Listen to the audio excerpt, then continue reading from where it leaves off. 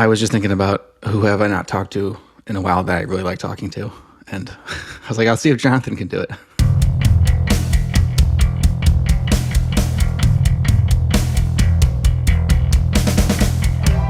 Well, what I love is like we met. I don't think you knew anything about the brand, right?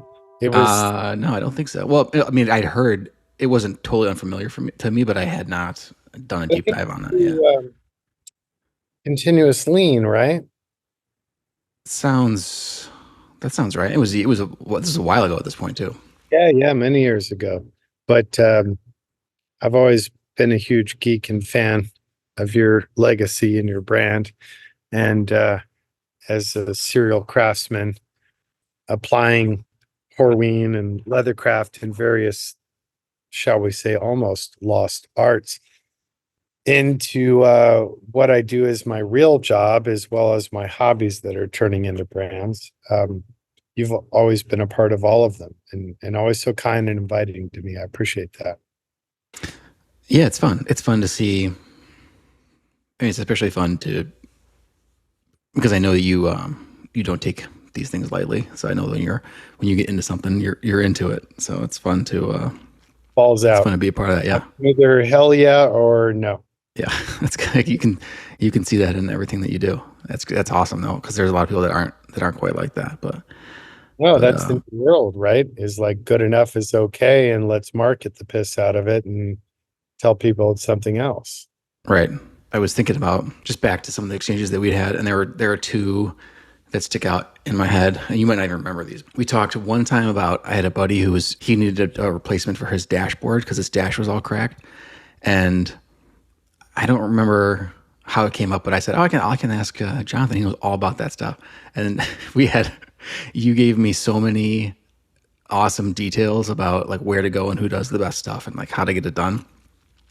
And then I went back to him with all these notes. I think we must have talked for like 40 minutes about the dashboard. And I went back to him and he's like, yeah, I just like wanted to know how to get the cracks to like kind of not be so I just like wanted the visible. Amazon link. Yeah, Yeah. exactly. And I was like, well, I got a fun conversation out of it. My family's a place in the Upper Peninsula in Michigan, and we have a couple of old boats. And one of the boats, it's an old mahogany boat that was my grandfather's from when he was really young. So it's from the 40s, and the steering wheel is not original anymore, and it's not particularly nice. So we were talking about putting a different steering wheel on it, and I was like, "Oh, Jonathan knows all about steering wheels." And then you gave me a steering wheel primer on custom made steering wheels, and we never went down the path, but it was just like another awesome sort of glimpse into how you do things. As I see it, like pretty much in a first world context, we all already have everything we need. So if we're going to produce something bespoke or unique, if it's not full of passion and insight and story and like elevated detail, then what's the point? Like, so that perhaps to my fault has been a driver for me with my businesses. It's like really like if you're going to do it, make it notable, make it special, consider all the details.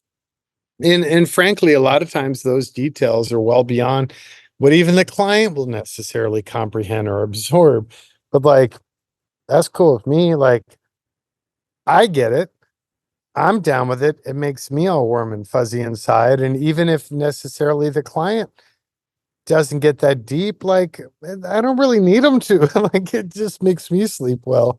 Right. So much fun. So the other people that work in your shop, do they have a similar like granular focus like that, or are you pushing people along in moments, or both? Yeah, great question. I think probably 60-40. Mm, So first of all, it's increasingly difficult to hire and to find people that get our DNA. Like we give a shit. Curse on your podcast? yeah, whatever you say, whatever you want. Yeah, So like I think either people come to us and oddly sometimes from completely different industries because of their respect for that uh geekness and consideration of the finest most minute detail. And then we'll also get people that come out of like trade schools that have filled them with nothing but debt and confidence, where they're like, oh, I can build anything. And then my team's like, oh, can you? You know, and either they sink or swim within 30 days. But right now, I really think, you know, my career's over 30 years, but Icon specifically is next year will be our 20th. Wow, that's Uh, awesome. I think we have the best team we've ever had. And it's the smallest team we've ever had, but our efficiency per square foot per human is greater than it's ever been without any like commoditization compromises. Um, my frustration is that we must scale. You know, the consumer today, they allow maybe their yacht designer and their architect to say, yeah, it's going to take a while. In almost all other sectors, they're like, WTF, mate, I've got the money. I want the product. And like right now in our factory, and it's like 75, 80,000 square feet, but everything in building is already pre-sold and built to order. And like personally, I love that because like I can geek out as long as their attention span allows in like, where do you live? What are your hobbies? What's your style? What's your house look like? What's your furniture? And then like really dial it in. But somewhat sadly, more and more, the modern consumer doesn't have the patience or attention span for that. So we've basically created business opportunities for brands to go, basically their entire DNA is, oh yeah, we're just like Icon, but we're quicker. It used to be we're just like Icon, but we're cheaper, until they realized that's not viable. So I think our the biggest brand challenge for my Icon brand right now is we must scale. And California is such a dysfunctional environment for a business. We have to move and scale and further evolve our manufacturing process and finesse and repeatability and processes, etc., to better scale. But it's frustrating because, you know, it's just my wife and I, we're debt free, but we're totally mom and pop. We have no venture capital or investors or big lines of credit. So kind of like you guys, we're a family business and we want to stay true to the art of what we do. At the same time, there's all these opportunities that show up that you're like, you want to find the measure of what do you seize, what can you really handle at your scale. Right. Yeah, I'm on the same page. Yeah, people are tough. It's hard to find people that want to come to work anyway, let alone people that share sort of the same kind of focus. And just, I mean, you really just want to find someone that cares. I mean, that's like Yeah. the main thing, because I mean, at our place, like there's no other tanneries really like us in general, but certainly not anywhere near Chicago. So we're training everybody. So as long as we can get someone that wants to come and cares, then we feel like we feel like a good shot. But it's like even that part is tough. It's countercultural. And I think that's our biggest challenge for brands that really want to respect traditional arts compared with the modern work ethic and entitlement expectations. The youngest generation, my kids' generation, is like, oh yeah, you know, I'll kind of work a couple days a week and then I want to work remote and then I want to be a manager and have equity in 6 months. And it's like, well, no, like that's not how it works.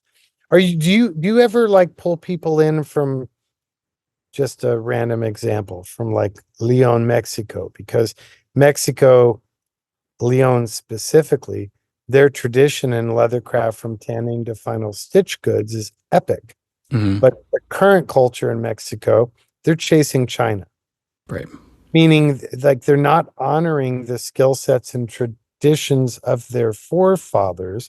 So like the grandson goes, yeah, no, hell with that. I'm going to go to Cabo and be a bartender and make more money. So are you able to find people from other cultures that have the respect for the process, or are you just trying to instill that respect from domestic workers in your region?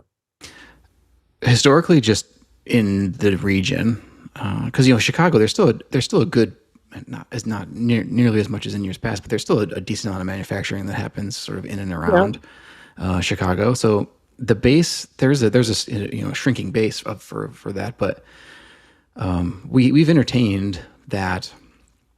We've hired, I think we have four people that we've hired. They're Ukrainian, and they're all amazing. They're all awesome.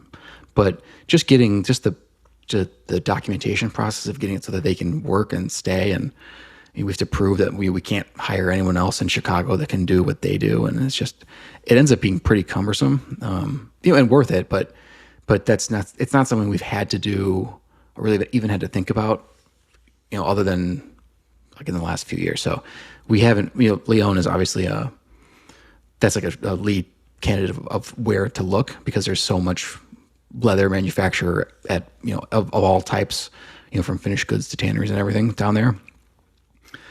We ship down there. I mean, we send leather to the shoe factories that are there.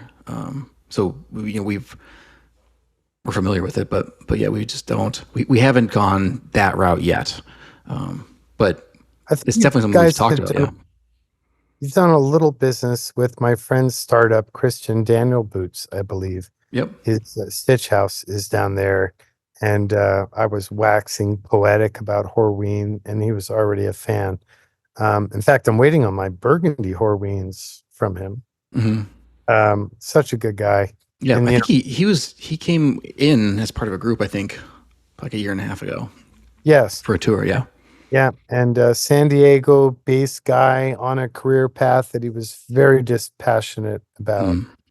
And he quit, cashed in his 401k, and just risked everything. And he was trying to use subcontractors in Lyon, but like I griped about briefly, the craftsmanship is not the priority, unfortunately, despite Right. their skill set. So he ended up going down and building his own facility and Well, bring up and teaming up, and he's off to a great start. I hope he succeeds. Such a me good too. guy. That's Yeah. great. Yeah. He seemed like a real, I didn't spend, I probably talked to him only for like 20 minutes, but he seemed like a great guy. Boy Scout, kind, honest, passionate, the best. So you just talked about moving, because Illinois is not a great place either. Maybe I think that maybe it's the second worst from the rumors on the street. But where would you move, and is that what you meant? And would you bring people with you that work with you now? Definitely, I'm nothing without my team. So I've already had serious and occasional casual conversations with project managers, technicians, fabricators, C-suite about like, so if we moved, would y'all be game? Because I'm nothing, like I said, without them. Surprisingly unilateral. They're all like, LA's broken. We can never buy a house here. You pay us well, 401k, dental, medical, blah, blah, blah, and it's still broken. And nowadays, like just the workman's compensation insurance per employee has become such a burden that it actually hinders what I should be paying that loyal employee Yeah. to take home. So I think North Carolina, I sold my other brand TLC, the first one that Jamie and I started, that does just Toyota Land Cruiser restorations. And they relocated it to Charlotte, and they're killing it. Mm-hmm. Especially post COVID, or I guess we can't say post COVID anymore because we're still in COVID, but post like epic pandemic levels, a lot of the privateers and racing said, why are we doing this? Costs us a lot of money. Fine. It like entertains our customer base and we have VIP experience, etc. But since we can't get that yield, why are we doing it? Screw it. And they shut down.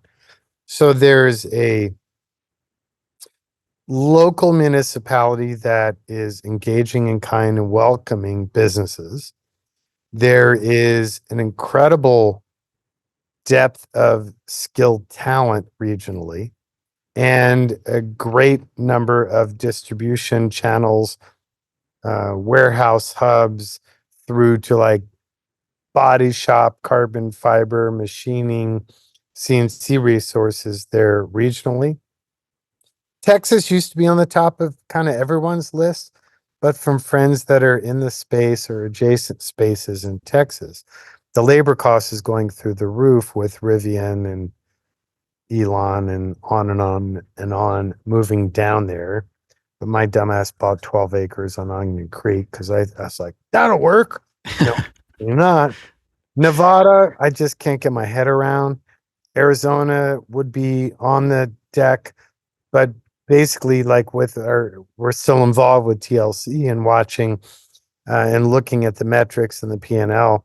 The costs there versus where we are, it couldn't be more absurd. I mean, literally, like their rent for a comparable size new construction building for which they were able to put a paint booth in within like 30 days and get a permit. You know, they're $7,000 a month. I'm $68,000 a month and can't get a paint booth.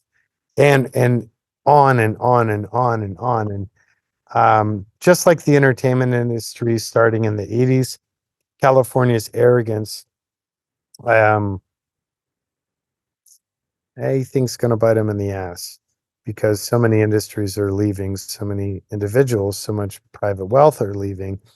And just now, what are we, 30, 40 years later, they're starting to go, oh, maybe we should make it easier for you to get a film permit here, etc. Like too little, too late.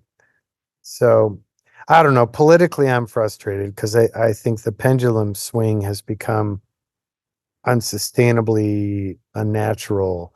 So far right, are you out of your mind? Paired with far left, are you crazy? Like, and now like the concept of compromise and discussion and meeting in the middle is almost incriminated. So California, unfortunately, is somewhat the epicenter of that where we are today, socioeconomic, politically. And I frankly don't need my business to be tied to that at all. Right. Yeah. Isn't it nuts when you see business owners that like, I don't know, Elon, Carl's Jr., Chick-fil-A are the first three that come to mind. What is it with the ego of business owners, CEOs, creators to start waxing about their political opinions? Right? Like, don't they realize they're immediately alienating a certain number of chicken lovers or a certain number of car buyers? Right. Like, I don't feel like I'm oftentimes I don't feel like I'm smart enough to like go down to I mean because I have my own opinions, but I can't if someone comes to me and they have really strong convictions about something, I'm like, well, I guess that's a good idea too. I don't know what to say. I mean, I'm not going to try to dissuade you. I mean, like whatever you think. I mean, we're not going to so not be you're able to like phrasing it in a self-defacing way, but that is brilliant of you. And I am right there along with you. And I actually find in recent years I'm kind of conflicted in my personal life political opinions are unfortunately becoming quite divorced from my business viability needed political opinions. But I shut the fuck up about all of them because right. this is like not my place and not my expertise. I'm just a designer. What Yeah. am I? Yeah, I mean, it's easy to have an opinion about like the whatever propositions are being touted around, especially in California, because I can sort of I understand how that could affect business, but beyond that, it's like it just it's mostly just who's the least worst, and like we'll just go with we'll just assess who that is, and like we'll just cross our fingers, and then in 2, 4, or 6 years or however long it is, and we'll do it again, and just hope It's sad that that's nothing's where on fire. it's like the best people for the job are intelligent enough to go, yeah, I don't want that job. Oh, why am I going to put my heart and soul into something and watch it get torn down in 4 years? And like, I understand their perspective, but as a country that concerns me. And I also feel like America, I mean, Horween's a great example. Risk takers, entrepreneurs, innovators are partially why our opinion is still even listened to in a global sense. But I feel that from education through to legislation and regulation, it's almost like just go to Target and buy something and we'll be great. But like supporting innovation, manufacturers, entrepreneurs, like I feel like that dialogue is almost disappeared. And I mean, it's sad, Yeah, but it's all I know. right. Um, I think I so see the shift because for me, when I'm doing something or thinking about buying something, like the research and the hunt and the wait are kind of part of the appeal, for me at least. And I think that people want to go to Target or whatever, and they want that dopamine hit, however big or small it is, and then they just want to move on to the next thing. And that just seems like such a waste of so much of the intrigue that's available, to to like with what you do, like a picture every other week of like what's been going on, or like we did the breaks today and like a picture of that, like that would get me. I would be so charged up about the progress and just seeing it come along. I wouldn't really be thinking about, oh, why isn't it ready yet? I'm thinking, oh, well, this guy cares, and that's why it's taken such a long time, because it's going to be perfect. I mean, you can't have something perfect tomorrow. If you want it to be perfect, it takes some time, and that has been, people have completely traded that in for immediate gratification, like basically top to bottom. yeah. And I think social media's carries a lot of blame for that. Um, I mean, it's like those Timo or whatever it is, ads like ultimate Chinese commoditized things that are legit. And I got into a conversation with another friend who's a creative with a small watch brand. And I'm like, I keep getting this ad. I'm like, damn, that looks good. You know, top grain leather and wax canvas. And I'm like, $79. Like, I can't buy the materials for that. So he and I decided right then and there in that car, we're like, okay, you order that, and I'm going to order this other thing that relevant to his sector. And we get it. And like, oh my God. Like, first of all, when I went to order it for $79.99, they had like the Timu spin the wheel, and suddenly it was $39.99 and like, perks and all this bullshit. It shows up. It was like a super fun hazmat site, the chemicals wafting out of this bag. So I put it in the backyard for like a week before I even was brave enough to get close. But it wasn't leather, it wasn't wax canvas, it wasn't anything, but it was a hell of an AI enabled Adobe photo. And unfortunately, I think, like maybe 5 years ago, I felt on the consumer front there was a pushback, and I loved it. Like a renaissance of care and give a shit and craftsman and story, where people are like, you know what? I'm tired of going to the big box store, buying a backpack for whatever, $30, $40 that lasts 3 months before the stitches blow out. Okay. I'm going to correct my priorities. Now, okay, I'm going to do some research. I'm finding a US maker who gives a damn, who's into it. And maybe they would spend 250, 350. We're talking mass market, not luxury, on something because they believed in the story and the longevity of the product and the environmental impact. But I feel recently, like in the last year, notably, there's actually been, again, back to the pendulum analogy, there's been a pendulum back to the like, screw it, it's cheap, that's what I want, and I can get it tomorrow. Are you feeling that with your, I mean, you're mostly not end user, you're selling to makers, but so I guess the only way you'd feel it is in purchase order volume. Yeah, we do retail. Because our customers are tied to retail, so our orders sort of reflect how they're feeling or what they're doing. We're small as far as tanneries go, and we're doing everything we do is made to order also. And people are coming to us because we can run smaller amounts of stuff. So our order complexity has gone like through the roof. Where we're like 20 or 30 years ago, like when I started actually like walking around the place, like it was these tables, and the tables had 250 sides of the same thing on all of them, and they were huge, and took two guys to push them around, and like the volume was not. I mean, there was more volume also, but the volume was not that different. There were fewer orders to fill up that volume, and now it's like you walk by a table and there's 10 pieces on it, and it's like, oh, this is it's bright red for whoever, because they're doing a limited edition of 10 bags or whatever, and that's what you want to do. So, but it's just like that over and over and over again. So that has the effect of the customization, that has the effect of taking longer. So it's interesting because it's gone like in one direction or the other, where I think that people have gone and said, I want, what's the cheapest thing that you make, so that I can get the, Name value.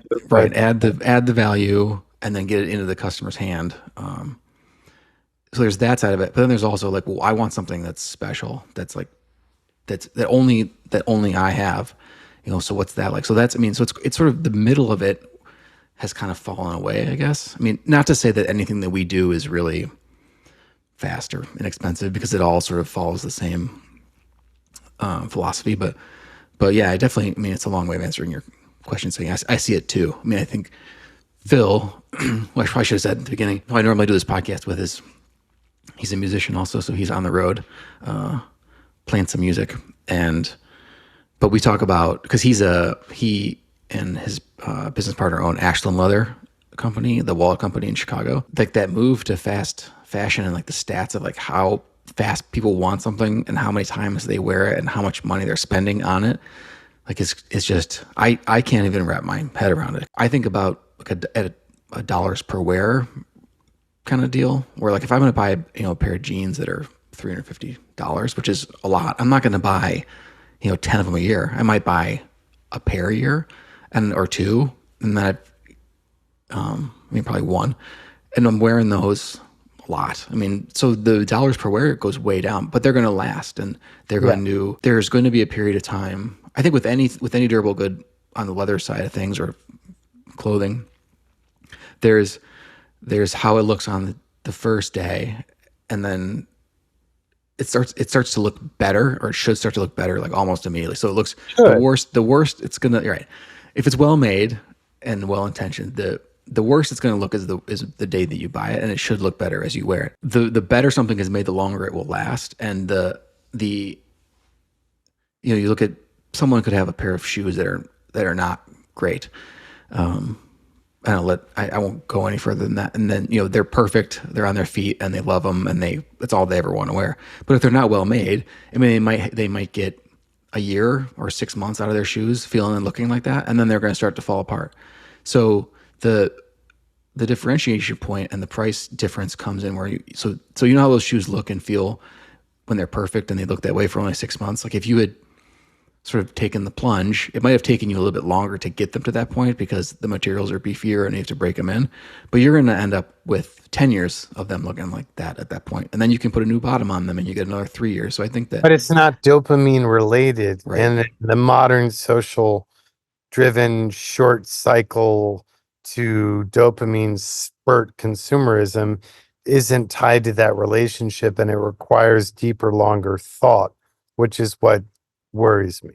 Yep. But like, I started recently, I mean, I've been kind of leathercraft deep diving for 10 years, fashion design, drafting, pattern making for the last 3 years. And I recently started making my own jeans. And like, now I'm like balls out. I'm all in. Like, I'm making my shoes, I'm making my dress shirts, I'm making my t-shirts. I'm like making everything, and I don't want to buy shit.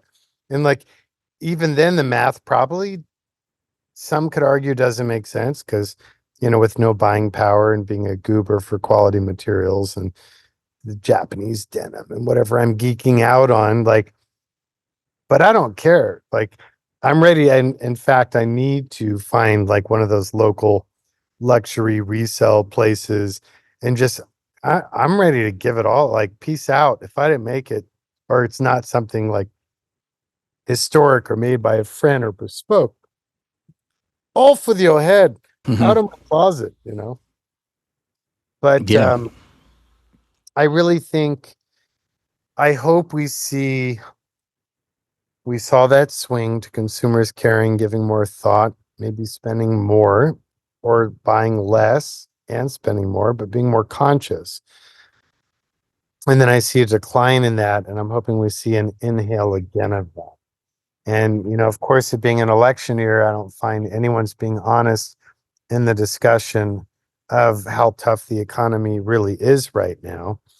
But historically, for me as a company owner, I've always benefited from that, because then Darwin comes in, bless Darwin, and you know, the herd gets trimmed just naturally. Be that kind of sort of suckerfish brands, be that imports that do the great AI photo of their product, etc. But it begs the consumer, even mass consumer, to start second guessing what they're being fed and think longer and harder about what they support and what they buy. And I, like, honestly, I think as a country, like, we need that. Like, I'm ready for that. Yeah, that definitely, that when I started full time at the tannery, which was How long ago was that? 15 years ago at this point. Um, and I'd worked summers before that, but I didn't really know sort of what was what. I mean, I still feel like I don't. It's crazy to walk around there and still be like, do we always do it like that? But that was like right after, it was like 2000 or end of 2008, 2009, and things were not great then either. And that had the effect of, people saying, I don't have a ton of money, but I still need something. And if I'm going to spend my money on it, I want to know what I'm buying. I want to make sure Yeah. something is good. So that people were buying less, to your point, people were buying less stuff, but they cared more about what they were buying. And yeah, it's a pain. It's sort of you have to go through a painful period of time to sort of get to that point.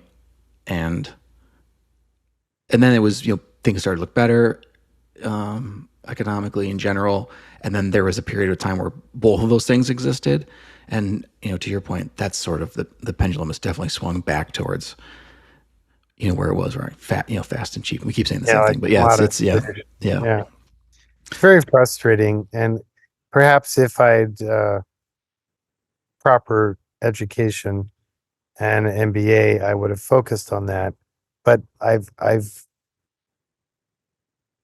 feel blessed that I'm 54, and like this far, I've been able to get away with making businesses out of the honest passion that started the business without having venture capital or investors or other polluting interests that would have to sway me to make compromises. I just am getting more and more frustrated in the current culture with, brands can come into the space with, VC money and put a veneer in social, and people are judging from, what, 1.25 by 0.75 images. And if they wax poetic and talk the talk, people think it's a comparable product. And also, even all the way through to looking at, like, people judge by follower base versus reputation, and actually talking to friends in the know. And I'm hoping that soon will shift for all of us that really do give a damn and aren't opportunistic for a cultural moment or what we see as a quick and dirty margin, low effort business. Like, I'm dying for that revival, because I've definitely felt the pinch. And especially now, because, with Icon, we're 20 years in and 30 plus years in automotive with a reputation. But it was a hobby that I didn't like my job. My wife didn't like her job. And we're like, let's turn it into business. We, like, literally over a dinner in the Transvaal in South Africa, decided to quit our jobs when we got home and turn my hobby into a business. In retrospect, it seems easy, So then my dumbass thought, okay, well, my interest in fashion and vintage textiles, my interest in traditional high-end proper leather craft, like no painted edges bullshit, like burnished filatus, like the proper hides, everything veg, good shit. I felt like it should be that easy. And it's not, because now social and everything is so gamified that like I'm ignorantly shocked, let's say, and that like, and it's good for my ego because I'm floating along as a rock star, and then like I'm going into sectors where I have no track record, no reputation other than what I can leverage, and I'm like, oh shit, this is the game has changed. Like, it's not about just create cool things well thought through and tell your story and they will come. No, it's like a completely different metric now. It's shocking to me. But I mean, might just mean I'm an idiot. No, no, I think that, I mean, I don't, I'm insulated from that a little bit because I'm, most of what we do is business to business in the vast majority of it. So I can sort of be ignorant of that stuff and get away with it. But I mean, just the simple like pictures that I put up on Instagram, just of what we do in the inside of our place, and like I don't like wait this many people saw it that time, but that many people saw it this time, and like I just don't get it. So I'm just gonna put up pictures that I like. Like it's like because you just drive yourself nuts. But I mean, I can just Same I here. I can try to get smarter and smarter about the algorithms and some professional dashboard. And like, I'm up 271%. A week later, I'm down yeah, 91%. Like, what did I do? And I'm finally like, you know what? I'm just keep posting what I believe in. right. At some It's point, so broken. How happy, by the way, are you with the veneer of the greenness of cactus leather and all this bullshit finally getting accurately called out in niche and mass media for the petroleum substrates and the so not greenness behind it? But I felt like for a while there, it was like a gnarly attack on traditional tanneries, as if the hides are not already a byproduct of the fact that the world is not vegetarian or vegan. right. But like for a while, did that impact your industry or not really? Or did the shutdown of it and the clarity of the honesty behind what's really involved in the mushroom or cactus and how environmentally not friendly it is, like, did it take that story to be revealed, or did it never actually really make an impact on you?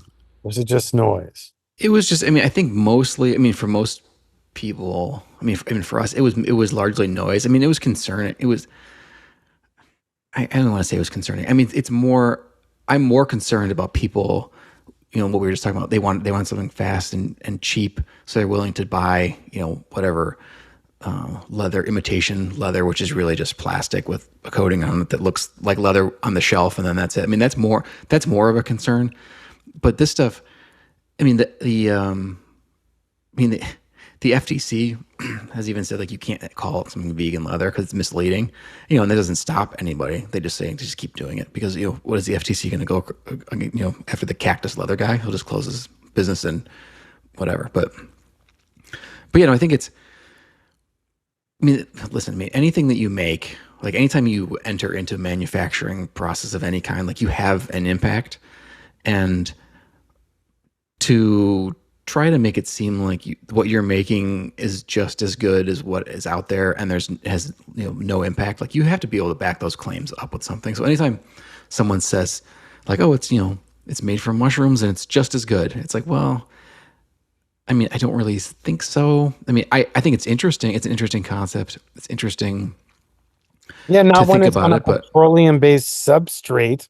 no, we just call it what it is though at that point. I mean, Yeah. it's not doing anything for anybody. But I think that there's an interesting case study happening right now, I think, with a large California based cell phone and computer company that, drops leather out of all of their stores and online and everywhere. and they put something in its place that they felt like was leather-like enough, and it was not. That they've since dropped that too. It was not well received. So I think that it'll be interesting to see sort of what those folks decide to do, just from an intrigue standpoint. But For it's me though, like leather since I was a kid, the olfactory, the tactile, the organic, like it had no peers. And I don't feel, and maybe that makes me an old white dude. I'll take it. But like I don't I don't see a replacement. And I think if you really take a strong, honest, intelligent look at the product, especially since like Cradle to Cradle, the book, great book about design efficiency and manufacturing intel, and the way your brand has applied that ethos, like you're going to be hard pressed to do better, and you're never going to maintain the vibe, the feel, the touch, the scent of that organic material, because we're organic beasts. We're drawn to such values, and like it is what it is. Just like in the car world right now, electric, EV. Okay, let's slow down. Dumb human, you all want a magic bullet, one bullet that will fix our problems throughout mankind. It's never been one bullet. It has to be multi-pronged. If we go all EV balls out, we're just changing what stresses there are on the environment or on humankind. We're not fixing the problem. Now, if we do solar and microcap and hydrogen and on and on and on, okay, now we're onto something. But I fear that so many times in modern culture, we only allow the attention span to focus on one answer, when generally the answers are a multitude of things to spread out the stress amongst many resource chains. That being said, as a brand, I get it. So like we're blowing considerable money developing an all-wheel drive transmission transfer caseless version of our products. I get it. And in my world, like rarely the primary car. So it makes more sense. I'm more worried about the mass market EV solutions, but like Toyota's investment in hydrogen, some of these chemical solutions that have recently been debuted in Europe, where it's an electrolyte, there technically are no batteries, etc. Like it's got to be multi-pronged. And I think that extends across leathercraft or whatever, like a multitude of industries. But I worry culturally, globally, we don't have the attention span to stop and listen and understand the complexity of it. We want that, like back to the short dopamine, that news line, that headline, that quick boom boom. And if we can't culturally move beyond that, how do we fix the problems of the proliferation of mankind? Like y'all need to slow down and listen. They're like, oh, we're fucked. Yeah, I think that there's this weird feeling about, since it's traditional or it's old or it takes a long time, that there must be a better way to do it, just sort of unequivocally. And I think there are a lot of cases that is correct as things get more efficient. But there are still those things out there where it's like, this is still, I mean, people have spent a lot of time thinking about this and working on this. And like, there might be something better eventually, or we might be working towards something better. It might not be a complete paradigm shift, but for now, I mean, there's a chance that this could still be like the best solution. I mean,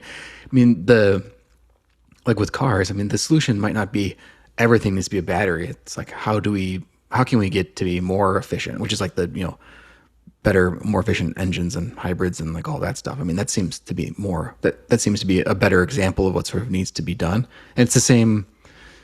I mean, I'm talking about things I don't really know much about, but it's the same for us where, we've changed we've reduced our water consumption and we've gone to water based everything, and we've made changes that are for the for the greater good. They're better. I mean, they're not exactly the same, and in some cases they're not as good, but the value, you it's important, and the value is there for other reasons, so you make the changes. But at the end of the day, I mean, to use a simple example, like a leather football is better than a composite football. It's just it wicks moisture and it stays grippy and it lasts longer. And I mean, it's still better than the alternatives. And I think that people are people are like, well, there must be. I mean, there must be a better way to do it because that's a natural product, or it's based on something that. But natural means it's organic, which means it has those innate properties that Right. that the usage. I know you know that. Yeah. But wait, was Horween? You guys were around when that young engineer reversed the flow of the river in Chicago, right? Weren't you guys already around? That's a good question. I want to look that up. So it was. I originally heard this story in that crazy ass book, "Devil in the White City." Hmm.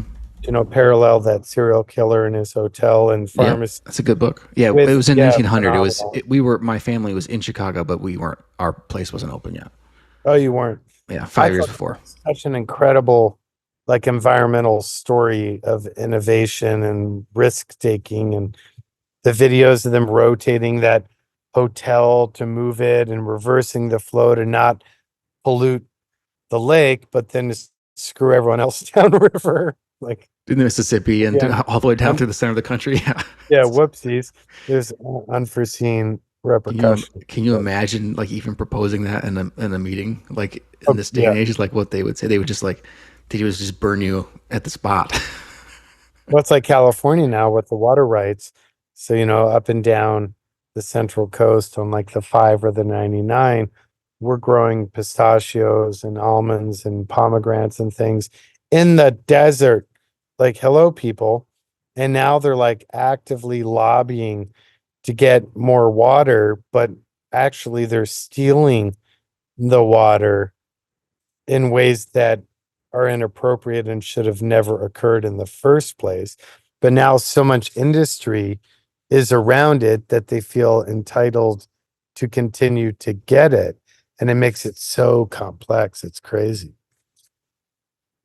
Yeah, There that's was a, something I hear about that. But being in Chicago, like there's so much when the lake is here, so water is never that's a constant a crisis concern. Yeah. here. I was on I went to Park City, Utah to do an event recently for my leather goods and apparel brands. And on the way, we went through Crater Lake in California, Nevada border. And I was talking to the ranger and hearing local story. And it was just batshit. So Mr. Mulholland, who did a lot of good intention, but not well executed environmental efforts to sustain the growing population in Southern California, basically drained that lake and stole all of its water and just kind of turned a blind eye to the impact in that region and culture and ecosystem. It was like a million-year lake gone because we need more water. And then in California, when we get our water, our entire infrastructure is designed to send it into the gutter and pump it as polluted water into the ocean. We have no cisterns, we have no infrastructure to reclaim, reuse, repurpose. And it's just like, fucking humans, dude. Like, worth thought. What are you doing? Yeah. When were all the systems put in place? The ones that are there now that do all that. I think that all goes back to the Jack Nicholson film Chinatown is actually based on a true story about that time and place. So I think we're looking starting in the 20s and then very strong through the 30s up to World War II. Mm.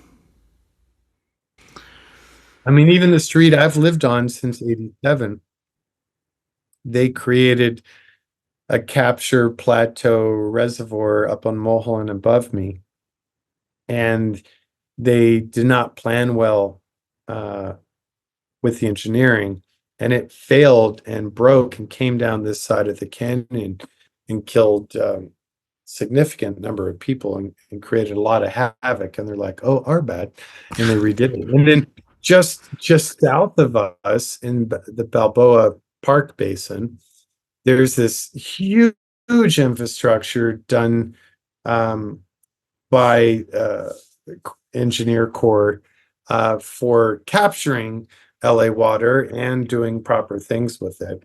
But they kind of fucked up on the math. So it was built, I think, pre-World War II. It's still there. It's only ever been used as a photo shoot location. Oh, great. Yeah. Because they went with the arrogance of the designer, not with the intel of the engineers, and it doesn't work.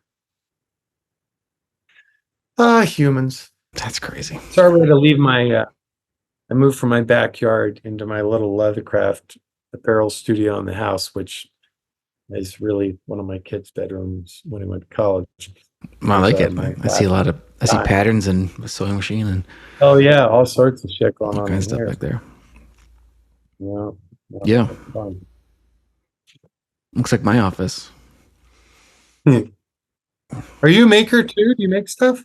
You know, I've tried it, like a few little things, like very simple, like small leather goods, and I am so spoiled by the things that the customers that we have make, that I look at something and then I look at something that someone else has made. I'm like, why wouldn't I just send some leather to this guy and have him make this unbelievable ball for me? So I've You gotta be more Japanese about it, Nick. yeah, okay. You gotta like see the value engaging all the senses and Yeah.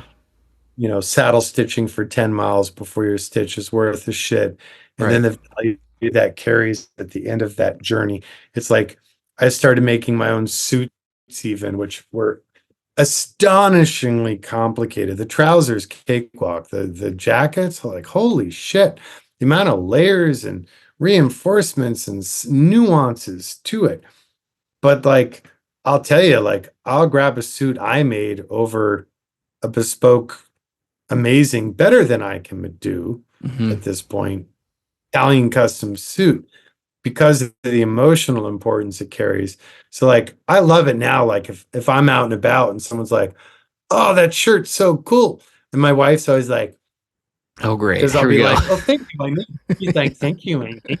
And like, and I made my pants, and I made my belt, and I made my shoes, I made my watch strap, I made my jacket, I made my hat. but it's like a deeper enjoyment, Yeah, so. I get that. Yeah, no, that makes sense. Yeah, no, I guess maybe I'll get there. I do that with other things. Where do you apply that?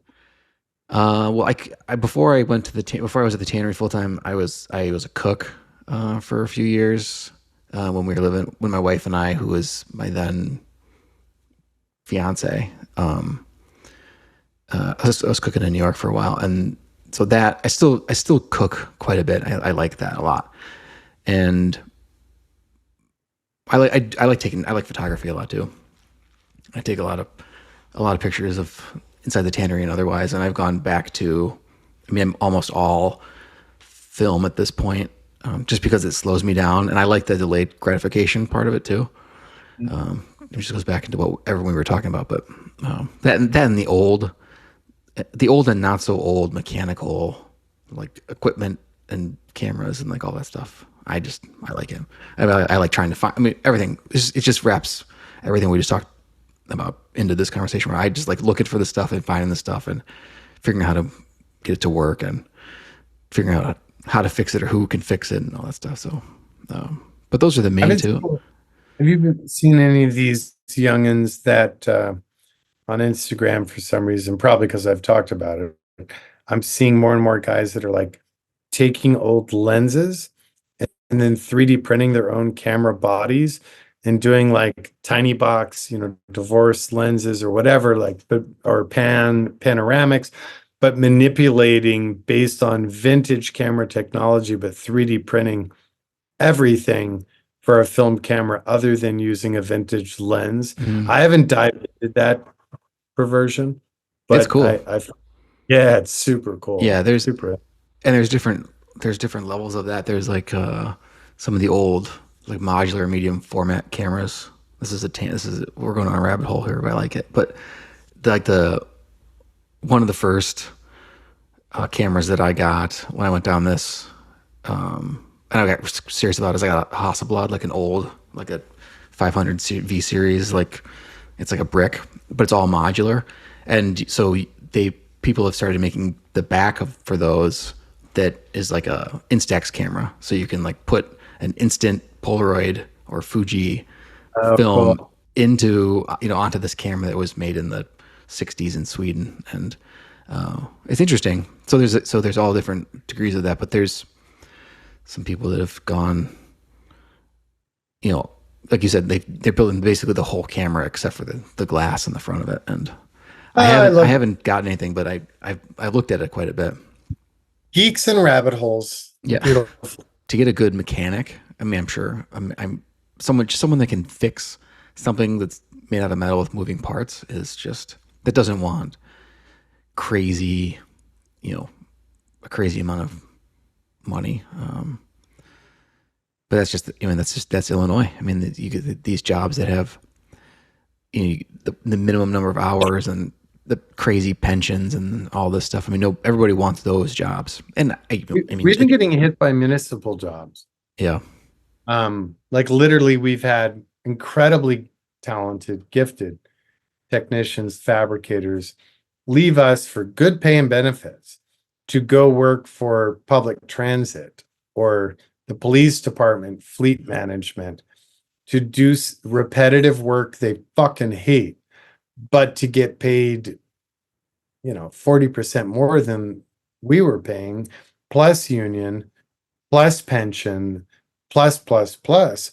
And machinists are the ones that are killing me. I finally gave up. I sold all my CNCs. I sublet it now because 5 operators in a row, JPL stole them. And I can't compete. And I realized, like, especially in LA, if you're going to have 6-digit Haas CNCs, your ass better be running those boys 20 hours a day, 6 days a week to make the math work. And then good luck staffing it. So I finally gave up. yeah, I sold the machines and just told JPL, okay, you win. I quit. yeah. We did something similar with for the longest time we ran the tanning process from the hair on all the way through the end, and we still do that with some products, like shell cordovan. We still do that. We still get it with the hair on, and we can we do it all the way because we want to control all that. But it's a very specific process. But most tanneries in the world at this point, and definitely tanneries that are our size, you contract all that out. I mean, there are tanneries in the U.S. and other places that's all they do. What about the Ukraine for Blue Crust? I was blown away to hear how globally dominant they were and what a hit that had on European tanneries because they were relying on Ukrainian Blue Crust. Crazy. Yeah. It's all put together. But we the same thing. We reluctantly contract that business out now to a tannery that only does that, and they're in Milwaukee, and they run our formulation, and we have a relationship with them. We still buy all the hides and send everything to them. So we've controlled and still control as much of it as you can without just doing it in house. But it's the same thing. It's resource intensive in terms of water, and it takes a bunch of different people, and it became, we were able to take the people that were all doing that stuff and put them in other places in the factory and get something that was, we feel like is. I mean, we also didn't do it overnight. It took us probably 5 years to decide to do it, where we were running trials constantly, but But it's the same thing. It's like you sort of just give up at a certain point because things get to be. It doesn't seem to make sense anymore to do it when someone else can do it. And it's just like the sort of the mania of control that sort of keeps you in it at times. Do you have a relationship at all with any of the leadership at Moore and Giles? Yeah, yeah. They came out. They were maybe 3 months ago. They came out and they were there. They were around for a few days, and they did because we were doing some stuff with them. So they did some interviews and some photos and stuff like that. Yeah, So I think some of the efforts they're doing with like local meat producers and creating processing efficiencies because they don't have enough volume that the traditional tannery avenues didn't want to buy their hides, and like the whole effort they're going to kind of reinvent that and find a solution for that suboptimal volume cow farm. I thought was pretty novel. yeah, yeah. We've been doing a little bit of that kind of stuff too. We did a program similar to that with Patagonia, where they were taking because they've got their Patagonia provisions, and they were doing some bison, some stuff with bison, and they were collecting the hides, and we were tanning the hides, and then they made it into shoes, Cool. and it was cool. Good concept. I think that. Yeah, I don't know. It was a pretty hard program because whenever you do something like that, like when we source hides, like we choose and buy from where we want to buy from. So if something starts to not look great, or but that's not happening anymore because we've been doing it for a while. But so we know where we buy, where we can buy, and there's volume, so we can buy what we want to buy. But when you do something like that, it's like we're gonna send you what we have, and we're gonna make that into leather, and then you're gonna take that, and it doesn't matter how rough it is because that's all like this is the What raw you material. get. And some of those bisons, those hides were, man, What a they hard look life. like you would imagine a bison looked like they had been living on the plains for 10 years, being run into other bison constantly. It's just they were so caught up in. But I mean, to me, I like that because I think, I mean, that's part of. I mean, this is leather. I mean, it's like it's the unique. I mean, all those marks and cuts and scratches, as long as it doesn't physically compromise the integrity of the leather or the product, like that's what makes, like that pair of boots that has those markings on it, like that's what makes it yours. I mean, there's no other pair like that, and I think that I know that not everyone thinks that same way. So it's a balance. Yeah, and I'm always like promoting that. Like we're doing one of our what we call our thrift masters, which is our 47 to 53 Chevy pickup in our derelict style. And the client, I talked him into doing alligator interior. And first he's thinking like Hermes farm raised. And I'm like, no, no, no. I'm thinking like veg tan, wild caught, scars, life, mosquito bites, etc. And I actually ended up making him like a wet molded hall tray, you know, to get his head around that concept. And it took a lot of storytelling for him to understand that and how appropriate it is for the wabi sabi vibe of our derelict car builds. It's gonna be cool as shit though. Yeah, it sounds like it's gonna be way over the top. That's I love those. Those are my favorite. The derelict are my favorite. yeah, me I too. love that. I love the. I mean, Well, they then look you're not worried. awesome, but yeah, Then you see a dirt road and you side slide into the dirt road. You're not worried about that first scratch and that nick, which disables your ability to really enhance your life with what you had us build for you. So the derelicts very organically started with me with my two boys when they were younger. Like we're going surfing, we're going to skate parks, we're going to swap meets, and I don't want a new boring car, but I don't want to be that dad who's like parking at the outer 40 of the parking lot and bitching at my kids when they scratch it with a skateboard truck or whatever. And it also like culturally, socially, like it avoids all the baggage of money.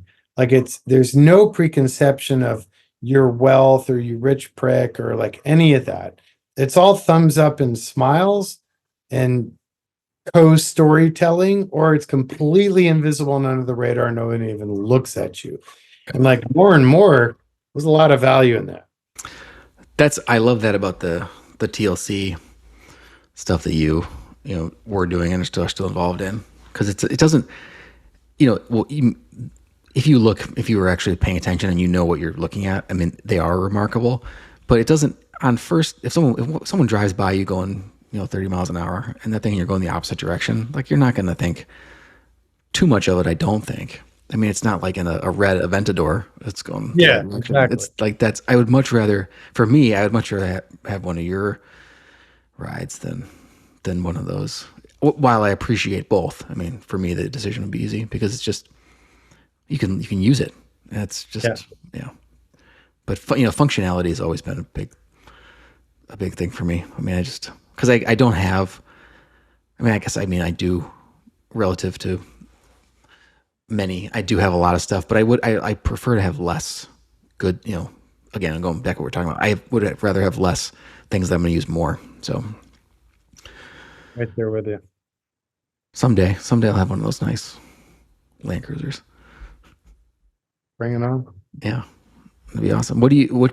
So do you just drive? I mean, this is a question I'm sure everyone asks you, but I'm curious. Do you drive different stuff? Do you have a bunch of different stuff, or do you? I mean, what's your mode of conveyance? Well, last couple of years, I've kind of had a similar mindset as you of like less is more, and I got rid of a bunch of toys.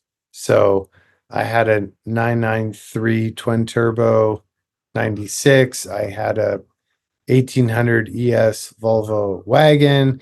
I had a 550 Ferrari Maranello.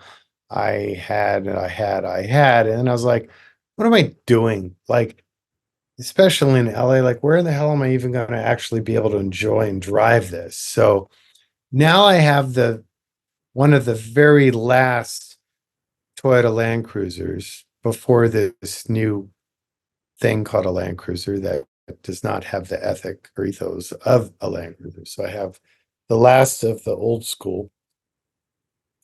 I have my 52 DeSoto station wagon that started the whole derelict movement that I'm sure you know. Mm-hmm.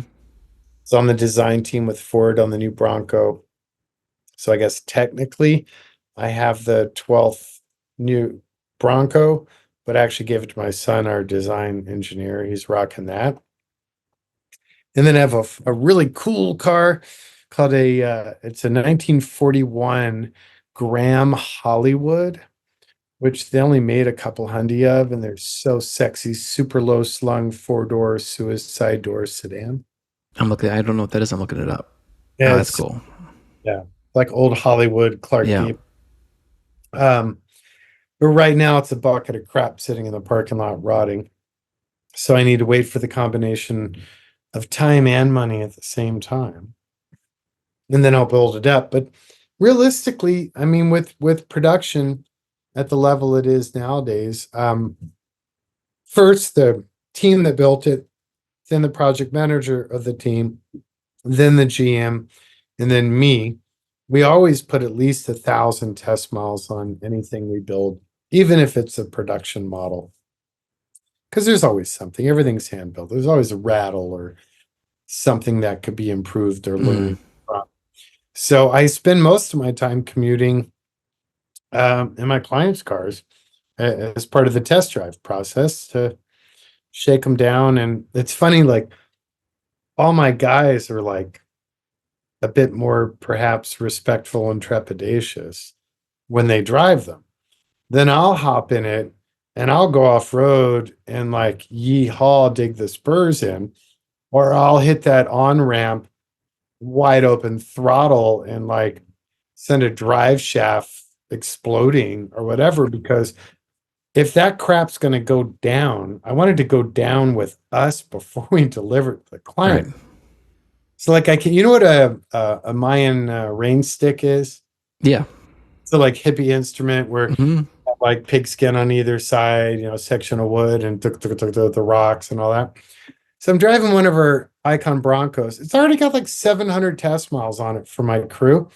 I go drive it, and I'm on Mulholland, and I'm railing it pretty hard. But I mean, I engineered them. I know them, so like I know the parameters. And like I like hard left, and I hear like Mayan rain stick, ticka ticka ticka ticka It's not supposed to sound like hard that. right, ticka ticka ticka ticka ticka, and I'm like, what the fuck? So a nutsert during manufacturing had fallen within the windshield frame, and no one could see it, so no one knew. And it's shaking back and forth. And I come back to the shop. I'm like, dude, WTF? Like 700 miles.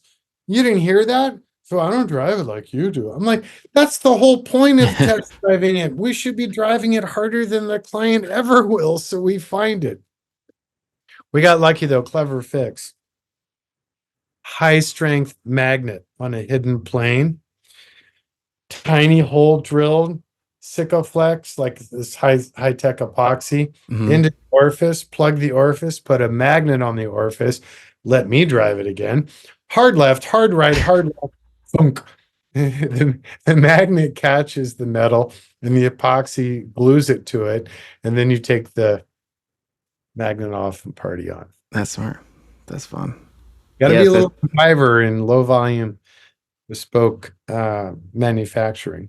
We ain't got no robots. Yeah. There's a guy, an English guy, who built a crazy Porsche, which I feel like there's more and more of those in the world. But uh, um, was it a 72 body? But it basically, becomes all carbon fiber, and it weighs 1900, 1800 pounds or whatever, and it's got the can rev that this whatever claim to fame is the engine revs to 11,000 RPMs. I don't know if you've seen that one, but Yeah. it's like the guy. Oddly enough, there's several of those. So you have Algius Rolf, German dude, Austrian dude rather. You've got Bruce Canepa, who's just done that, and they're all following on the coattails of Singer. And now Mhm. there's a new Eastern European brand that's really shocking everyone with the capabilities. Yeah. Those when I get into a car, at least this day and age, I want to just it's kind of like a relaxing experience for me. And those when people are driving those things, they look so stressed out because it's just like there's so much noise and feedback, and I feel like the thing's almost all like coming off the road at any single point. But I know that's how they're driving them, but it's like it's super fun to watch, stuff like that just I go think they have their haywire. time and place. And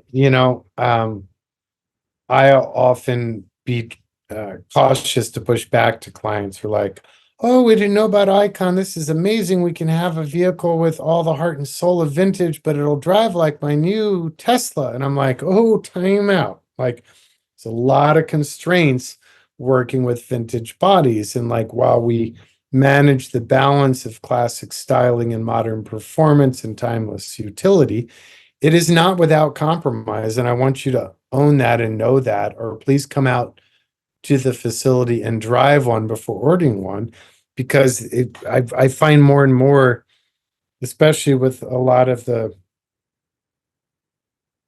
I guess it's fair to say, bullshit marketing of companies that have been entering the space.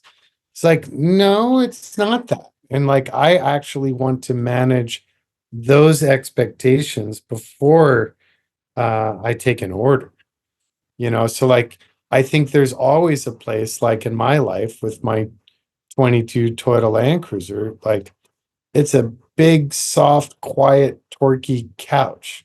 And I love that sometimes. Like if I'm going to do a 3,000-mile road trip, I'm not going to hop in even in one of my own creations. I'm going to hop in that thing. Mhm.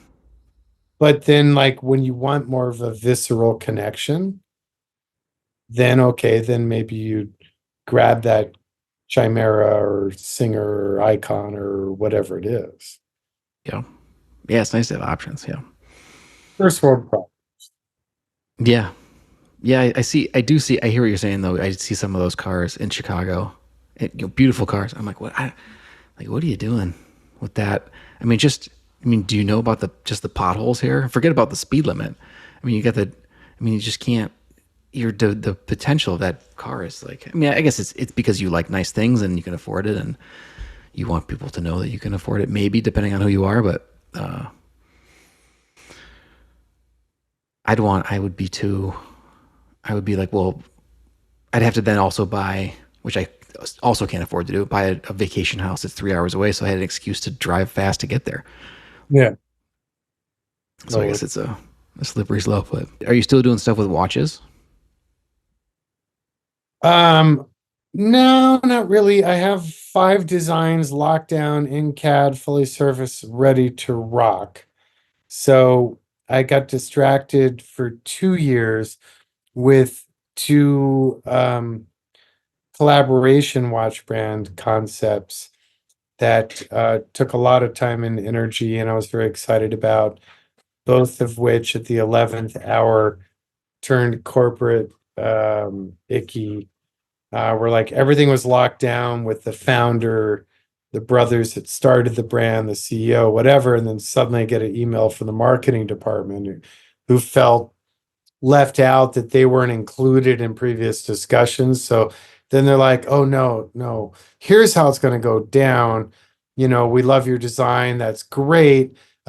Here's a purchase order for 100 cases and Eboshes and blah, blah, blah. I'm like, no, this has been like super honest and kind and kind of like uh organic between me and the founder of like, I'll build the car, we'll spec it out, we'll bring it to market, everyone will be stoked.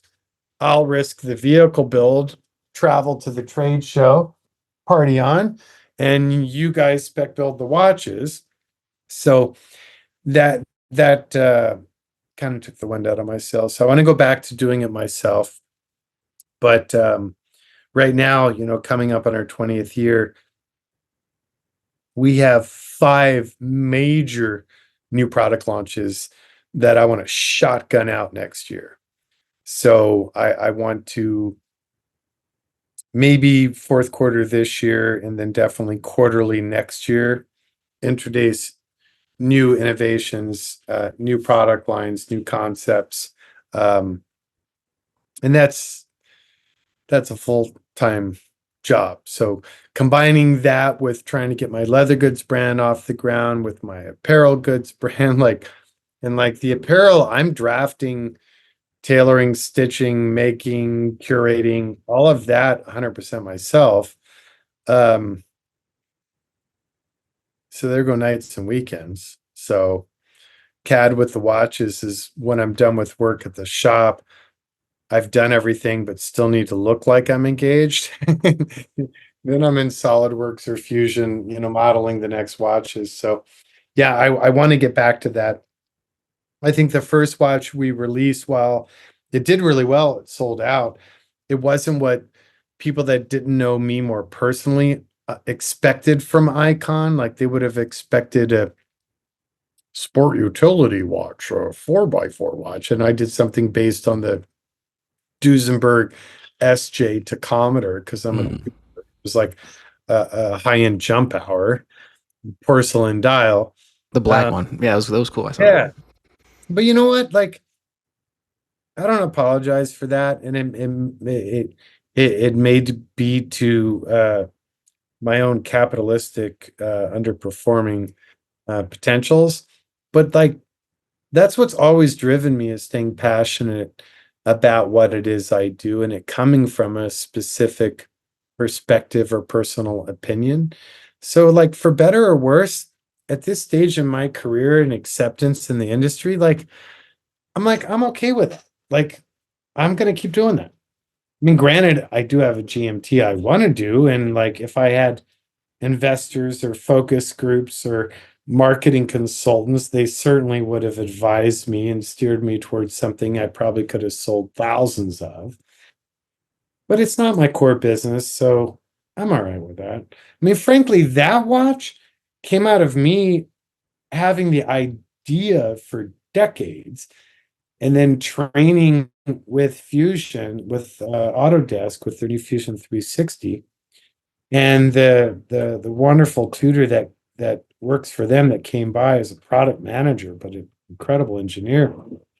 I'm saying, okay, so what are we doing? Wheels, gears, whatever. And I'm like, no, I got dudes on staff that are like way better than I'll ever be at that.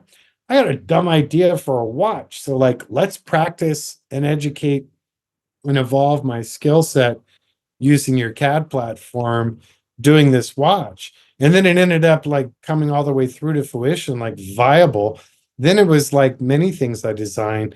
When it becomes something that keeps me up at night because I haven't seen it in the flesh done, be it architecture, be it furniture, be it transportation, be it apparel, I don't care, whatever stupid idea I've matured. Like, that's what drove that project. Is like, well, shit, if I build 50 of these, I might be able to get one myself. Like, went for it and created it. So I think as I get older, I'm realizing I need to be perhaps a bit more mature about that and entertain not just solely the creative tired parrot on one shoulder versus the capitalist parrot on the other shoulder. I should probably start tending to a bit more. Yeah, but none of the driven cool stuff comes from that guy. Correct. So I can never kill this parrot. I got to listen to this guy, but I got to let them fight it out. And at the end of the day, the creative parrot's going to win. Yeah, just want to listen to the capitalistic parrot just enough so you can do the thing again the next time. Exactly. Yeah. That's like, production. So, we have 3 production models we repeat. So we have 4 body styles of the first generation Toyota Land Cruisers. Then we have the 47 to 53 Chevy pickup. And we have the first generation Ford Bronco. Boring. Like, other than like great discussions and personalizing it for clients with color and trim and options and bespoke utilities, like, we've built hundreds of them. My happy place is the dumbest business model, which is our Derelicts and Reformer one-off series, where all that engineering, all that design time, it's not amortizable. We build one, we never repeat it. But that's my happy place. I'm just blessed to have a team, some of which had been with me over 25 years, that like get it, own it, make it happen, and are wise enough to like steer me away from being the disruptor of production and focus me on the one-offs where I still get my yayas out, but can still, pay the bills and handle payroll. Yeah, there's a certain amount of that mad scientist mentality that's important though. Otherwise you just end up doing the same thing all the time and then people are like, that's just what they do all the time. Yeah, and it's not me. It's just Yeah. not my role. Um, That's cool. There's people for that. yeah. And we're able to make them unique and differentiated enough that the consumer doesn't feel it's a cookie cutter, because it Right. certainly isn't. It's just the engineering is amortized and Yeah. base engineering foundations are repeatable, and then we can tweak and geek incessantly. Right. But the one-offs, like the truly dumb business, fun stuff, like that is what keeps me up at night and thinking through the weekends and sketching all day. That's my happy zone. Yeah. How do you decide to do one of those? Do you find is it a concept? Is it a like a model that you are interested in, or do you find something that you're like, oh, this could be something special, and you have like a handful of carcasses that are ready, or that you're entertaining making into a derelict, or how does that work? Well, I'm in therapy, but I have a bad habit historically of collecting oddball vehicles to then present them to my clients. There's probably a dozen of them on the website that my dumbass has bought over the years that I present up as options that could be cool builds. Mm-hmm. I find though, oftentimes the client will come to us, and it's very emotional. It's my grandfather had a this, and I remember him coming back on holidays or from business trips and opening that big old trunk. So it's very emotional, or it's actually quite dispassionate, where they're like, I just don't see any heart or soul in anything new. I love vintage. I believe in what you do.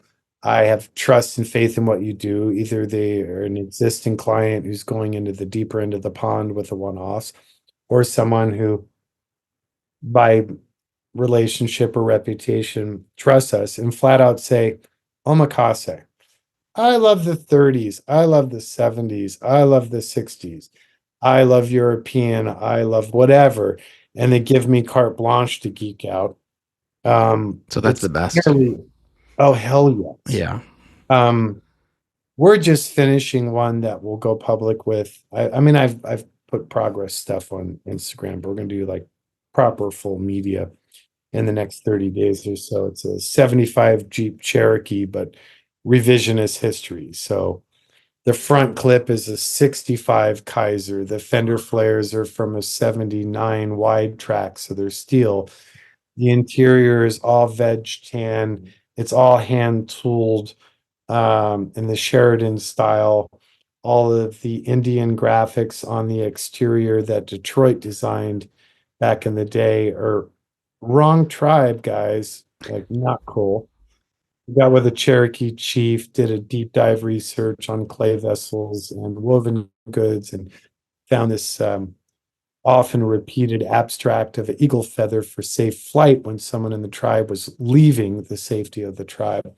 So integrated that into the beltline trim and then into the stainless interior trim and the coat hook and the wing window and the gauges and the background and the font, every knob, every switch, every handle, everything is one of one for that project. And it's stupid. It's like a 5, 6 year project to complete. But like that's the stuff that just floats my boat. Is And it the black and white two door? yeah, Yeah, I yeah, saw it's that on your. I was looking. That Porsche look, black, yeah, yeah, it looks awesome. epic. It's Yep. epic. Like deep, deep dude. Yeah, like Yep. gnarly. Well, I'm sure whoever's been waiting for 5 years will be stoked to take delivery of that thing because it looks Yep, awesome. I'm hoping it. Hopefully they'll drive it. Yeah, no shit. I hate it when people get our vehicles because like their car buddy said, "Oh, this is what you know, like, because I just built a 10 car garage because I sold my software company. So, what should I get?" So they want to click all the right hip boxes, but then they Right. never actually use it. Kills me. Kills me. But Yeah, I can imagine. it Yeah, it's happens. just. Oh, I'm sure it happens a lot. Well, it's like Um, someone getting a Horween crafted horsehide jacket or shoe and then keeping it plastic wrapped and never wearing it in the rain. You're like, dude, you're missing the whole point. yeah.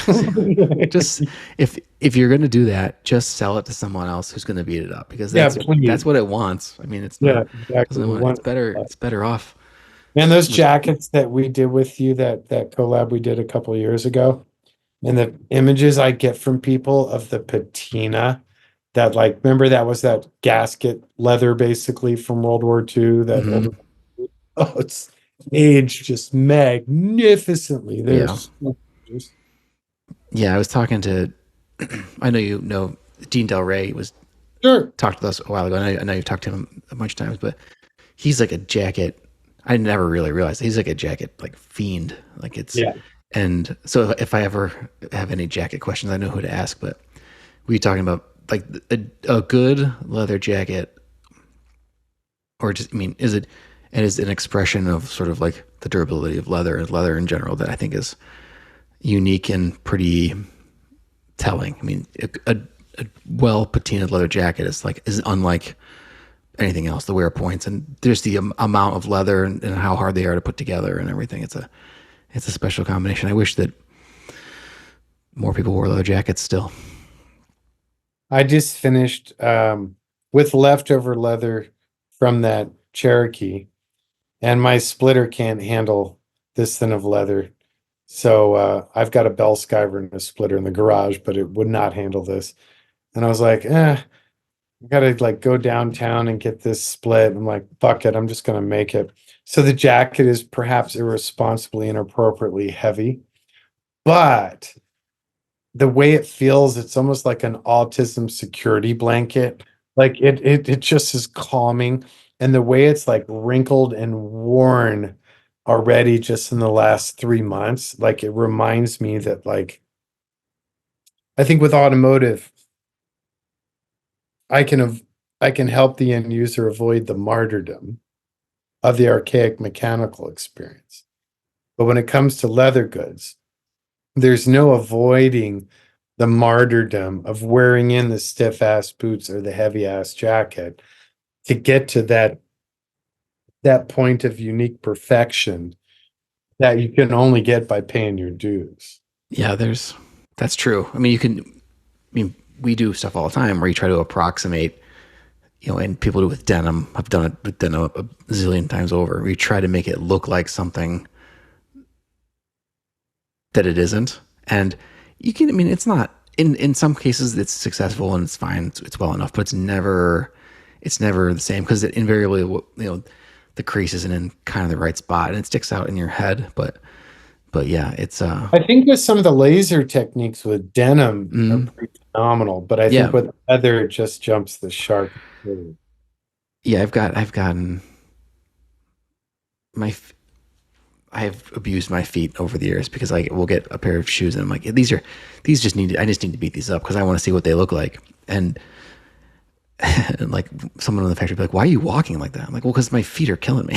Yeah. Because I have blisters and my feet don't. I mean, well, you've been wearing those boots for like 6 months. Like I know it was especially bad like in the winter when they were so cold all the time. But yeah, you've gotta earn it for sure. So I understand that jacket. You gotta wear that jacket into the shower with some warm water and then wear it until it dries out. I haven't gone that far yet. And then it'll fit you really well. I'll try it. Will it fuck up the silk lining I put in it? Yeah, but nobody sees that except for you. That's true. No, don't actually do that. Just wear it in the rain one time. Don't get in the shower. Actually, a friend of mine who's like kind of like on the Dean Del Rey spectrum of leather jacket geekness and denim. So he lives up in Carmel, best place in the world. So what you do, man, is you go on your morning walk and you go out to the coast and there's so much moisture and so much salt in the air and you just love it. You just breathe deep. It's good for your body. It's great for your boots. It's killer for your denim. It'll age your jacket perfect. Then you go home and you use canvas or duck cloth and you give a quick dry rub, but keep your arms curved so you have all the wrinkle point.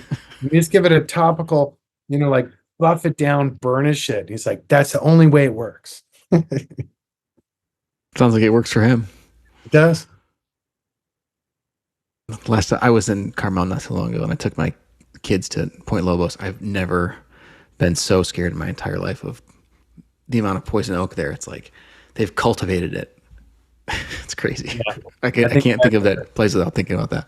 Sponsored by the local surfers. It's crazy. Keep your ass out. Yeah. I got to come visit you. I can't believe I still haven't pulled that off. Anytime. Yeah. Anytime you want. You ever get out here? I don't mean my family has a place in Carmel, actually, like one of the older places. It's up above Carmel, actually. So I make it out there sometimes, but my brother-in-law used to live out sort of that way, but not really near you. But so I don't get to California that much, but I like it. Used to be great. I like to visit. Yeah. LA's broken. It sucks. I love my house. I'm up in the hills, private backyard. I've got tons of wildlife, no freeway noise. It's great. But like going out and about and engaging in the city is just not what it used to be. It's sad. Yeah. Are you from there? No, I'm from Maryland, out in the country, and then New York City from 77 to 84. And then here ever since. Lately, I've been dreaming of Santa Ynez. I don't know if you ever spent any time up there. Mm-mm. So it's like slightly north, slightly inland of Santa Barbara. You into the painter Evan Earl? I don't. So like this piece, there's a lot of glare on it, but that's Evan Earl. Tree. Yeah, that's cool. So he was a color theorist for Walt Disney. First gen did like Snow White and all the big films, and then when he retired and discovered mushrooms, he started doing fine art painting and lithograph work. But his interpretation of the landscapes where he lived. So first he was in Pennsylvania area, Then he moved up to Northern Cal and that whole zone, Carmel, etc. So all of his stuff is like San Ynez, Carmel on shrooms.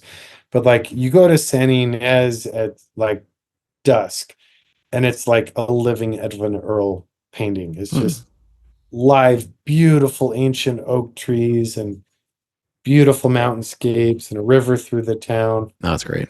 Yeah, and it's like close enough that I can come to LA and do what I need to do, get what I need to get. But it's like 35,000 people and chill, and you can have like 20-acre ranch, and it's just gorgeous up there. That's That sounds more my the speed. next phase dream. That sounds more my speed. Yeah, it's too bad. It's too bad that guy didn't discover mushrooms before he made Snow White. It would have been Yeah, a right. different movie. So much more evidence. And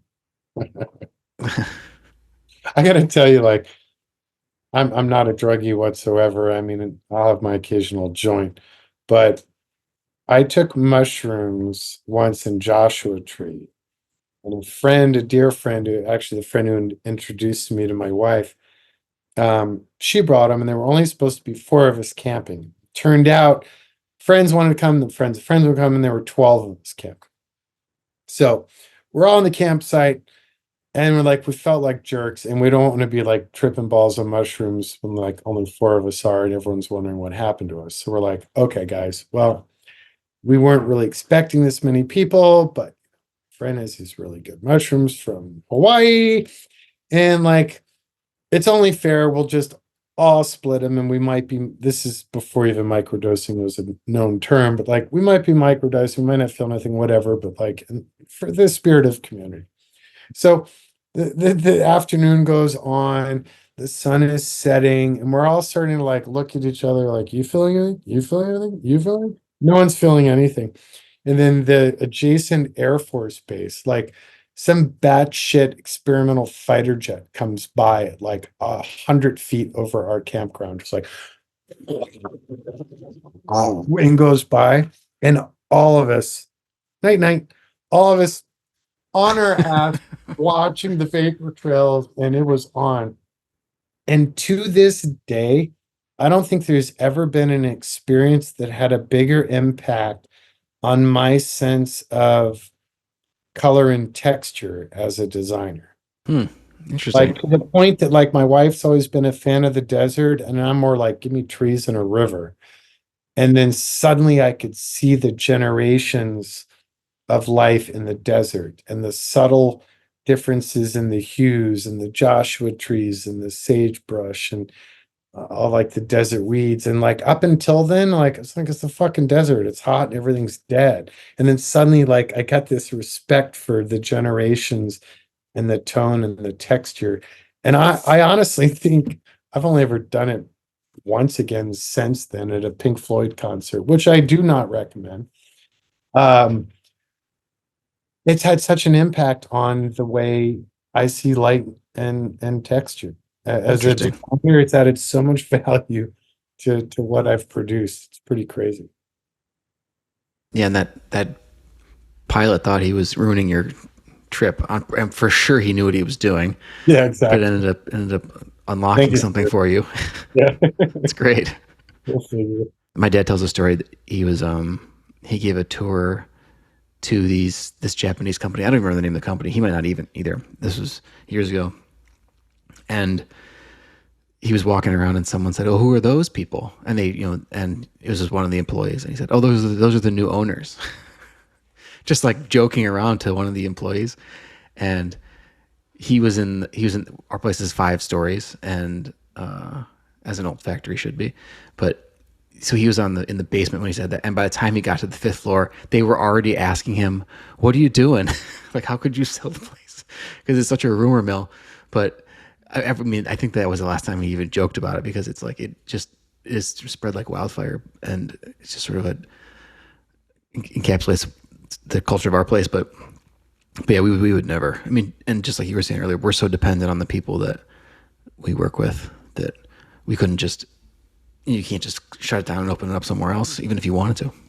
Yeah, no, not at all. We had a similar experience recently because we're having a bunch of suits coming through the shop. And like all my employees are used to seeing, client visits or whatever. But these guys were like obviously more sort of like almost look like feds or undercover or bankers, kind of, more buttoned up dudes. And it's because I've been through a great repeat client trying to get some intel from like investment bank world and corporate like tier one OEM and marketing. Not that I necessarily want to follow their business model, but I want their perspective, and it has shed some light.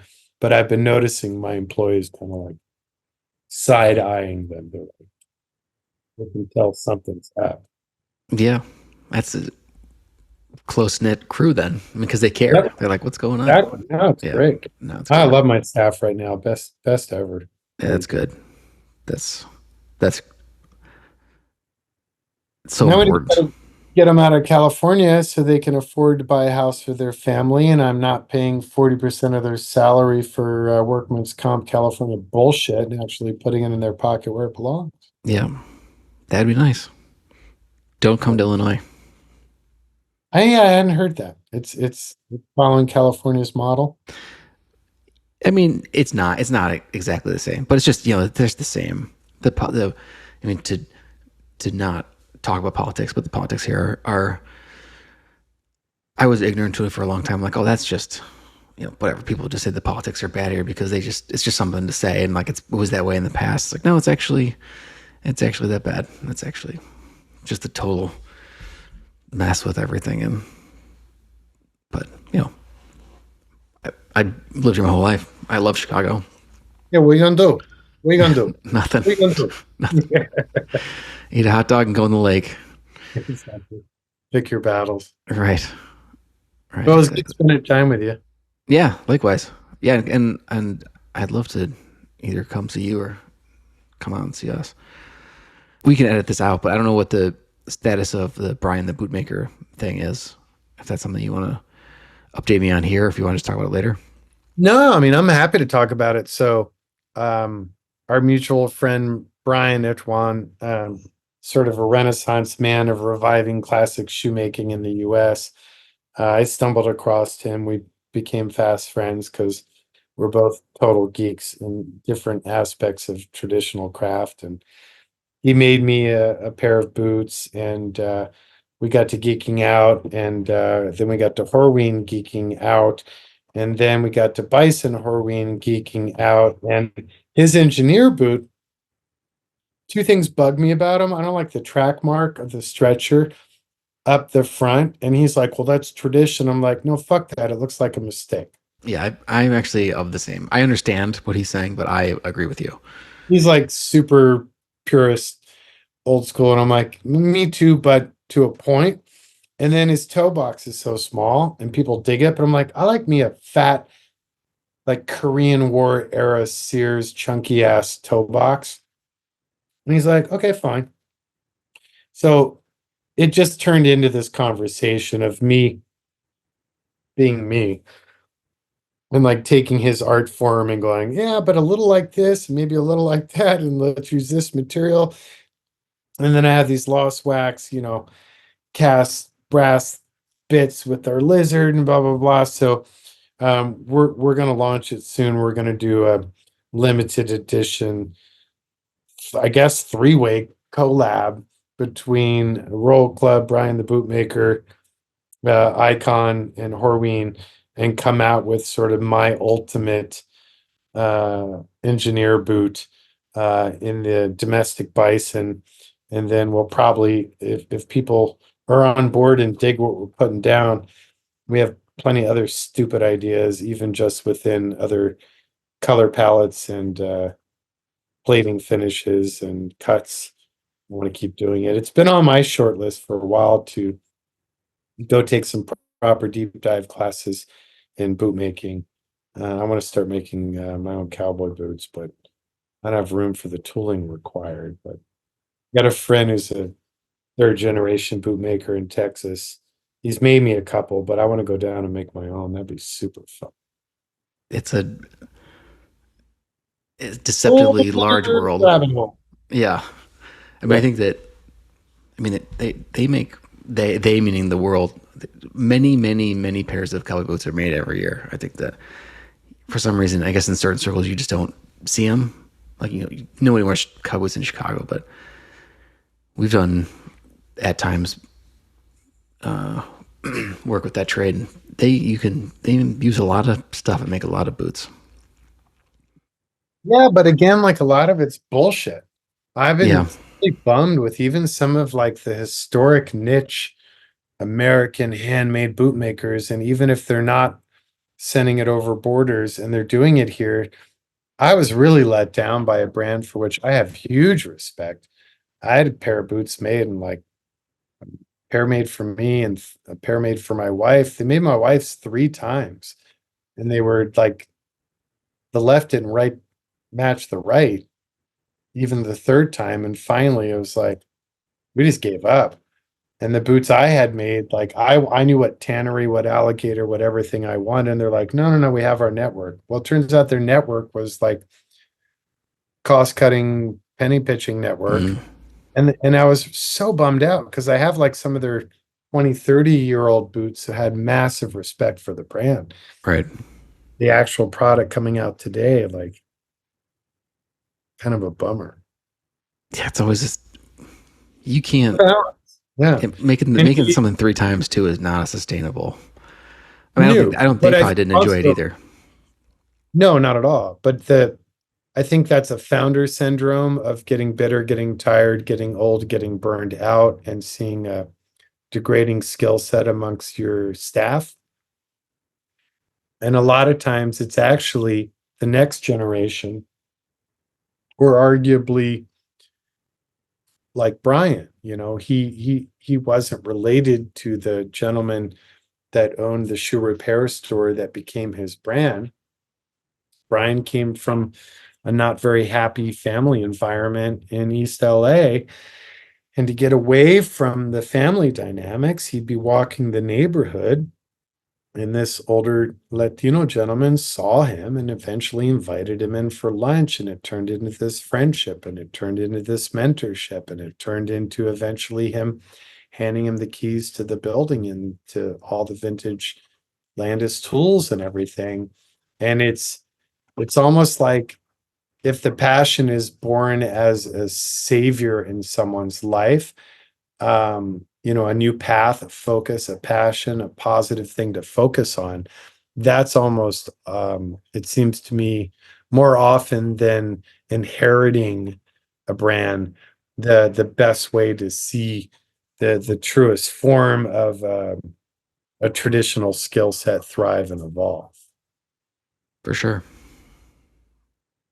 Yeah. That hunger is important to want, to want to keep going. Yeah. I worry about that with myself sometimes. Yeah. I mean, I don't know that it's founded on anything, but like I've got, at my desk, my desk was my my great grandfather's desk. And over my desk, I have pictures of like my ancestors. And I'm just like, sometimes I look up, I'm like, I don't think I'm doing as good a job as they did. But it makes me want to work and try to do a better job, but it's Do you have kids intimidating. yet? I have 2 kids. I have a 5 and a 9-year-old boy. Yeah. 2 boys. Yeah. Hey, are they interested, engaged? In the business or just in Yeah. general? Well, both matter, but Well, yeah, I like, mean both. Yeah, they come to work with me quite a bit.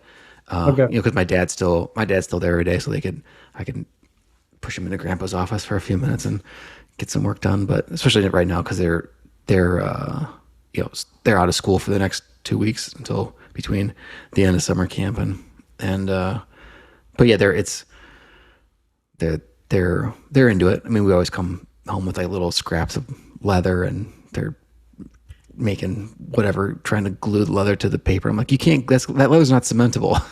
Like, obviously, 5-year-old doesn't care, but no, That's they're into it. Yeah, we'll see. We'll see. I mean, My boys grew up in the shop, and now they're 22 and 25. One went to Otis Parsons as a product designer, and now he's our design engineer. My younger one, Quinn, is working at Lucid, just finishing a deep dive internship. Got 1 year left getting his ME degree, and he's tempted to push that up a notch and get a master or PhD. But I think eventually they will fire me. That's Cool. kind of good though. I mean, you want I'm down with that. I got plenty of dumb ideas and other shit I want to geek out on and get into in the home garage on that 20-acre farm I envision. yeah, you just got to sign the thing, say like, I'll step to the side. I'm not, but I get to do all the derelicts. I mean, that's the Yeah, deal. exactly. That's the That deal. would pretty much be the deal. You Yeah. can run the business part of the business, and I get to do all the fun stuff. Yeah. That's how it's supposed to work. Yeah.